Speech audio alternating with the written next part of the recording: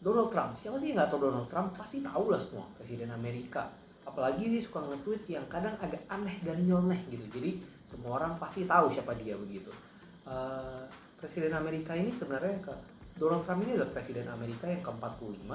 Walaupun sebenarnya kalau di trace balik dia orang ke-44 sih. Karena orang ke-22 dan ke-24 itu sama begitu. Nah anyway, dia menang pemilu tahun 2016 ngalahin Hillary Clinton waktu itu, walaupun sebenarnya kalau dilihat dari jumlah suara dia itu kalah begitu. Hillary Clinton itu dapat sekitar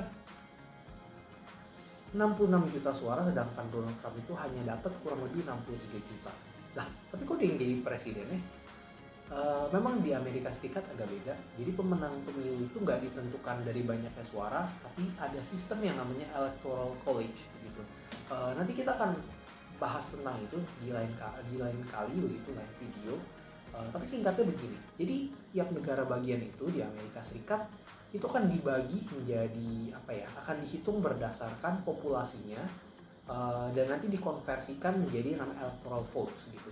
Jadi misalkan negara bagian California gitu yang paling padat penduduknya, paling banyak penduduknya, ada sekitar 39,5 juta penduduk di sana begitu. Nah itu dapat 55 vote. Sedangkan negara bagian Wyoming yang orangnya sekitar 580 juta jiwa gitu, mereka dapat 3. Nah jadi kalau misalkan Trump atau misalkan satu kandidat begitu, dia menang di satu negara bagian, maka seluruh electoral votes yang tadi itu akan jadi miliknya dia gitu. Terlepas dia menang 1 suara, 10 suara, 1 juta suara, atau bahkan dia semua orang di negara bagian tersebut pilih orang itu gitu. Mau menang berapapun, semuanya akan dibawa ke pemenang gitu. Dan kalah, mau kalahnya kalah 1, cuma kalah 2 suara, atau kalah 10 juta suara sekalipun, itu nggak akan dapat bagian sama sekali begitu. Jadi untuk seorang presiden Amerika meninggal dalam jabatan itu bukan baru kali pertama gitu. Jadi sebenarnya cukup banyak presiden yang sudah meninggal dalam masa jabatan begitu. Malah ada semacam kutukan gitu. Kalau kalian mau tahu nanti kutukannya boleh komen, jadi gue bikin videonya untuk bahas lebih dalam gitu. Tapi singkatnya begini, jadi ada semacam kutukan namanya Curse of Tecumseh, yang bilang atau yang mengutuk presiden Amerika yang terpilih di tahun kelipatan 20, jadi 1840, 1860, 80, 1900, 1920, 1940, 1960, yang kelipatannya 20 itu semuanya meninggal dalam masa jabatannya. Nah walaupun yang dari tahun 1980 sampai dan 2000 itu nggak meninggal gitu. Jadi tahun 2000 Presiden George Bush nggak meninggal, walaupun ada hampir meninggal karena dilempar granat, itu nggak meledak begitu. Nah kemudian 1980 Presiden Ronald Reagan juga nggak meninggal, walaupun dia ditembak terus cukup mengkhawatirkan kondisinya, tapi untungnya tidak meninggal begitu. Tapi sebelumnya ada presiden yang terpilih tahun 60, Presiden Kennedy, dia meninggal ditembak begitu. 1940 ada Presiden Roosevelt di masa jabatannya yang keempat kali dia kena stroke, nggak lama meninggal begitu. Terus yang sebelum-sebelumnya juga ada banyak. Nanti kita akan bahas lebih jauh ya kalau kalian tertarik sama hal itu. Nah, kalau di Amerika Serikat sebenarnya karena hal-hal yang tadi gue sebutin, cukup banyak presiden Amerika yang meninggal dalam masa jabatan, jadi mereka sudah buat semacam aturan yang cukup komprehensif gitu. Jadi berdasarkan amandemen ke-25 gitu, ada yang disebut dengan presidential line of succession gitu. Jadi apabila presiden diberhentikan, mangkat atau berhalangan, sakit misalkan, itu akan digantikan oleh wakil presidennya begitu. Nah tapi nggak sampai di sana gitu. Ada masih panjang. Nah, gue bacain aja. Ada yang pertama, jelas yang ada di urutan pertama itu Wapres, saat ini jabat oleh Mike Pence. Kemudian Ketua Dewan Perwakilan Rakyat Nancy Pelosi. Habis itu ada Presiden pro tempore dari Senat. Ini adalah senator dari partai penguasa yang menjabat terlama gitu. Saat ini dijabat oleh Chuck Grassley. Kemudian digantikan Menlu, kemudian Menkeu, Menhan, Jaksa Agung, Mendagri, Menteri Pertanian, Menteri Perdagangan. Itu 10 pertama. jawabannya sebenarnya masih panjang lagi, tapi kalau dibacain semua capek lah dengernya begitu. Nah, plus ada satu hal lagi yang disebut dengan designated survivor. Nah, jadi kalau misalkan ada satu meeting yang mewajibkan ke 11 orang ini, 10 plus presiden, 11 orang ini kumpul di satu tempat yang sama.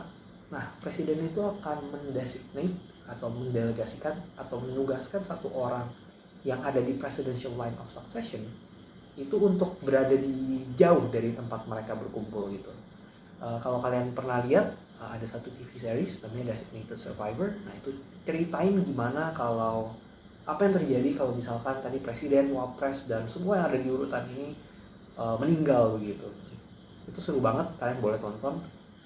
Singkat cerita, jadi mereka lagi kumpul, ada rapat semacam pidato kenegaraan tiap tahun gitu, kemudian dibom Capitolnya. Ya sudah, meninggal dan orang yang disebut designated survivor itu menjabat sebagai presiden menggantikan begitu. Masalahnya Trump ini bukan cuma presiden, dia juga adalah kandidat atau calon presiden Amerika Serikat dari Partai Republik begitu. Nah, jadi ini yang agak ribet. Gimana kalau misalkan Trump meninggal gitu? Apakah dia akan tetap muncul di kertas pemilunya begitu? Ada beberapa opsi. Opsi pertama, Partai Republik di mana yang menaungi Trump gitu, mereka bisa ada meeting untuk menggantikan calon presiden begitu. Nah, tapi masalahnya ini sepertinya pemilu kan tinggal kurang lebih 1 bulan lagi begitu. Agak sulit untuk melakukan hal itu gitu. Plus ada sekitar 2,2 juta vote yang sudah terlanjur dikirimkan begitu melalui mail voting. Jadi ada yang sudah menyelenggarakan pemilu terlebih dahulu, misalkan melalui surat dan lain sebagainya begitu. Dan itu sudah 2,2 juta surat sudah dicetak dan sudah dikembalikan gitu. Jadi gimana dengan suara mereka nanti? Nah, ini yang jadi kebingungan pertama kalau pakai opsi pertama gitu. Kalau misalkan Partai Republik ganti calonnya, ini kebingungannya. Opsi kedua, kayak yang tadi gue bilang, sebenarnya suara rakyat Amerika itu nggak langsung menentukan calon presiden ya gitu. Mereka akan memilih electors yang nanti akan cast vote-nya untuk menentukan siapa presiden Amerika yang selanjutnya begitu.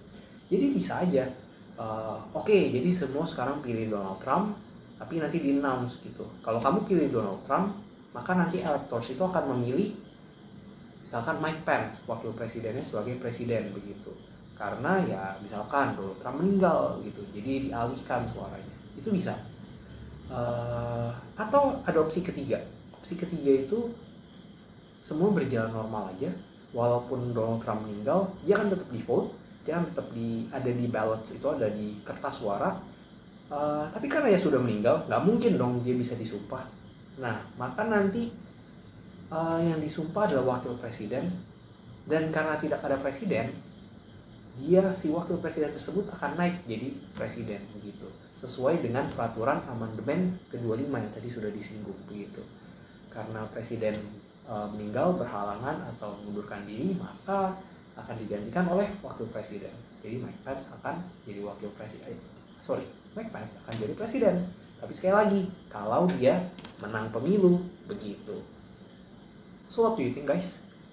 Trump kena corona, ada yang banyak mungkin rasain dan lain sebagainya begitu karena dia sepertinya agak sedikit agak tidak berhati-hati begitu.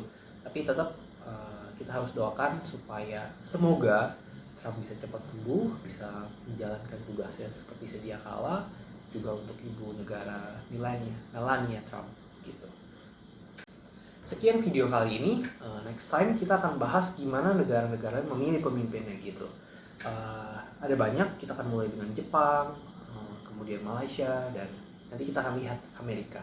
Subscribe channel gue, dan kalau kalian mau request, kalian mau tahu gimana sih negara ini menentukan pemimpinnya, please banget komen dan kirim message. Gue akan senang banget dan gue akan usahakan untuk bisa bikin videonya. Oke?